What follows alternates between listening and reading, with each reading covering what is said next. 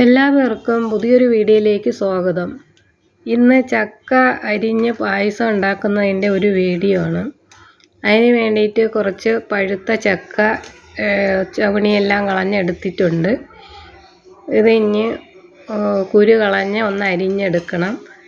ഒരു ഉണ്ട ശർക്കരയാണ് എടുത്തിട്ടുള്ളത്. അതൊരു പാത്രത്തിലേക്കിട്ട് കുറച്ച് വെള്ളം ഒഴിച്ച് ഒന്ന് അടുപ്പത്ത് വെച്ച് ഉരുക്കിയെടുക്കുക. അപ്പോഴത്തേക്ക് ചക്ക ഒന്ന് അരിഞ്ഞെടുക്കാം. കുരു കളഞ്ഞെടുക്കാം. എന്നിട്ട് ചെറുതായിട്ടൊന്ന് അരിഞ്ഞെടുക്കുക. ഇങ്ങനെ ചെറുതായി അരിഞ്ഞെടുത്ത് പായസം ഉണ്ടാക്കുമ്പോൾ അതിന് ഒരു പ്രത്യേക ടേസ്റ്റാണ്. പണ്ട് കാലത്ത് ഇതുപോലെയായിരുന്നു ചക്ക കൊത്തി അരിഞ്ഞ് പായസം ഉണ്ടാക്കിയിരുന്നത്. ഇപ്പോൾ ഇതുപോലെ എല്ലാം ഒന്ന് അരിഞ്ഞെടുക്കുക.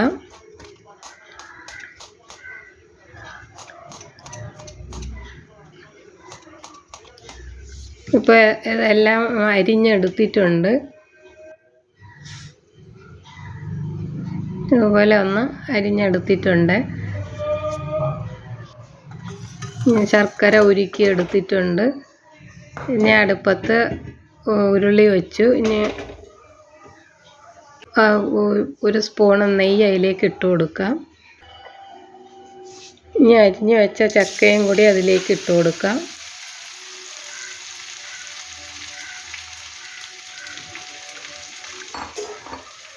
ഇനി ഒന്ന് ഇളക്കി കൊടുക്കാം.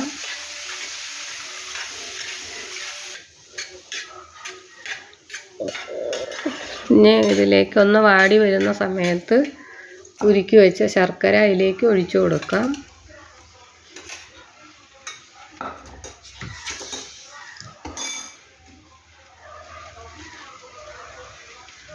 ശർക്കര അതിലേക്ക് ഒഴിച്ചു കൊടുത്തു.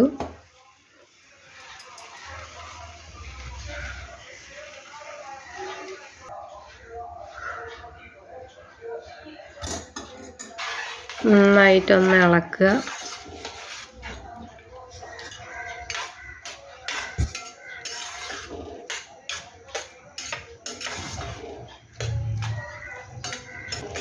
നല്ലപോലെ ചക്ക വരട്ടി വെന്ത് ഉടഞ്ഞ് വരും.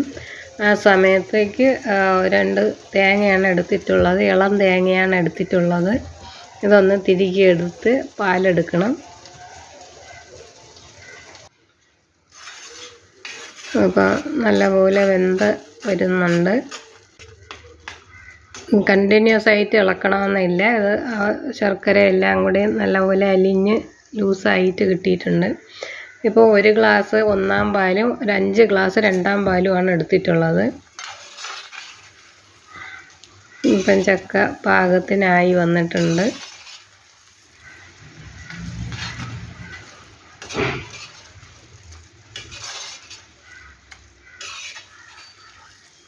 എത്ര വരട്ടിയെടുക്കുന്ന അത്രയും ടേസ്റ്റ് ആയിരിക്കും.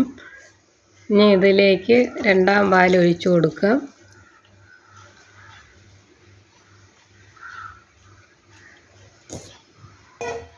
2-ാം പാൽ ഒഴിച്ച് ഇനി നന്നായിട്ടൊന്ന് ഇളക്കി നല്ലപോലെ ഒന്ന് തിളച്ച് കുറുകി വരണം. അപ്പോഴത്തേക്ക് കുറച്ച് കാഷ്യൂനട്ടും മുന്തിരിപ്പഴവും വറുത്തെടുക്കാം. അതിന് ചീനച്ചട്ടിയിലേക്ക് ഇട്ടിട്ടുണ്ട്. ഒരു നുള്ള് ഉപ്പ് ഇട്ട് കൊടുക്കുകയാണ്. അപ്പോൾ നല്ലപോലെ തിളച്ച് വന്നിട്ടുണ്ട്. കാഷ്യൂനട്ട് മുന്തിരി നല്ലപോലെ ഒന്ന് മൂപ്പിച്ചെടുക്കുക. ഇതിലേക്ക് കുറച്ച് ഏലക്കായും ചുക്കും പൊടിച്ചതിട്ട് കൊടുത്തു. അപ്പോൾ നല്ലപോലെ തിളച്ച് കുറുകി വന്നിട്ടുണ്ട്. ഇനി ഇതിലേക്ക് 1-ാം പാൽ ചേർത്ത് കൊടുക്കാം. 1-ാം പാൽ ചേർത്ത് കഴിഞ്ഞാൽ ഒന്ന് പത വരികയോ വേണ്ട. നല്ലപോലെ തിളച്ച് പോകണ്ട, എങ്കിൽ അതിൻ്റെ ടേസ്റ്റ് പോവും. ഇപ്പം പാകത്തിനായിട്ടുണ്ട്. ഇനി സ്റ്റൗ ഓഫാക്കാം.